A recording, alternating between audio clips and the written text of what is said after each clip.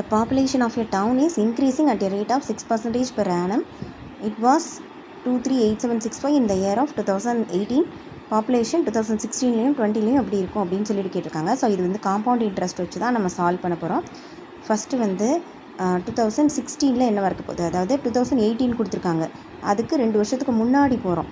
So முன்னாடி அப்படின்னா இதுதான் பிரின்சிபலாக இருக்கும், 18ல் இருக்கக்கூடியது அமௌண்ட்டாக இருக்கும். இது பாப்புலேஷன் தான், பட் இந்த மாதிரி தான் நம்ம கன்சிடர் பண்ணி வச்சுக்கிட்டு நம்ம ஆன்சர் கண்டுபிடிக்க போகிறோம். ஸோ 2016ல் இருக்க பாப்புலேஷன் அப்படின்றது பிரின்சிபல் மாதிரி, 2018ல் வர்றது வந்து இன்ட்ரெஸ்ட்டோடு சேர்ந்து வர்ற ஒரு அமௌண்ட்டு மாதிரி.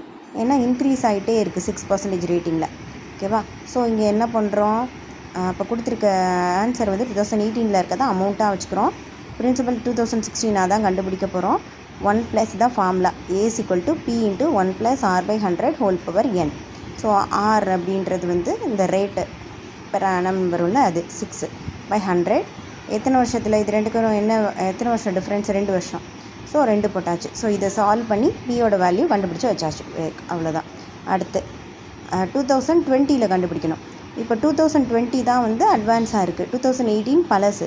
ஸோ இது அமௌண்ட்டு, இது பிரின்சிபல். அப்போ இந்த பிரின்சிபலை வந்து இங்கே பிரின்சிபலில் போட்டுரும். இப்போ அமௌண்ட் கண்டுபிடிக்க போகிறோம். 1 + 6/100, இதுக்கு ரெண்டுக்கும் வருஷம் டிஃப்ரென்ஸும் 2 தான். ஸோ ஹோல் ஸ்கொயர் போட்டு நான் அமௌண்ட் கண்டுபிடிக்கிறோம். இந்த பாப்புலேஷன் 2016ல் வந்து இருந்தது வந்து இவ்வளோ, 2020ல் இருந்தது வந்து இவ்வளோ. ரொம்ப ஈஸியான சம், பட் வந்து கொஞ்சம் ட்விஸ்டடாக இருக்க வேண்டிய சம் இதெல்லாம். அடுத்து difference between compound interest and simple இன்ட்ரெஸ்ட்டுக்கு வந்து ஃபார்முலா வந்து கொடுத்துருக்காங்க. காம்பவுண்ட் இன்ட்ரெஸ்ட்டுக்கும் சிம்பிள் இன்ட்ரெஸ்ட்டுக்கும் வந்து ஃபஸ்ட்டு வருஷம் வந்து டிஃப்ரென்ஸே இருக்காது, ஏன்னா வந்து இன்ட்ரெஸ்ட் பெருசாக வராதுல்ல அதில். ஸோ வந்து பிரின்சிபலோட சிம்பிள் இன்ட்ரெஸ்ட்லாம் ஆட் பண்ண மாட்டோம். ஸோ வந்து ரெண்டுக்கும் பெரிய டிஃப்ரென்ஸ் வந்து இருக்காது. அதை வந்து ஃபர்ஸ்ட் கன்வர்ஷன் பீரியட் அப்படின்னு சொல்லுவோம். 2வது வருஷத்துக்கு தான் வந்து அந்த டிஃப்ரென்ஸ் வந்து வந்துடும். ஸோ சிம்பிள் இன்ட்ரெஸ்ட்னால் என்ன, PNR/100. காம்பவுண்ட் இன்ட்ரெஸ்ட்னால் அதில் வந்து என்ன வரும் அப்படின்னா வந்துட்டு அந்த இன்ட்ரெஸ்ட்டையும் ஆட் பண்ணி பிரின்சிபலாக நம்ம யூஸ் பண்ண ஆரம்பிச்சிருவோம். ஸோ அதான் டிஃப்ரென்ஸு. அது எவ்வளோ அப்படின்னா P × R/100 இது 3 வருஷத்துக்கு எவ்வளோ டிஃப்ரென்ஸ் வருது அப்படின்னா P × R/100 இது அதே போட்டுட்டு +3 + R/100. ஸோ இதுதான் வந்து ஃபார்முலா. ஸோ 2 வருஷம் அப்படின்னு வந்துருச்சுன்னா இங்கே எனக்குலாம் ஸ்கொயர் 2ன்ற வேல்யூ வந்துடுது.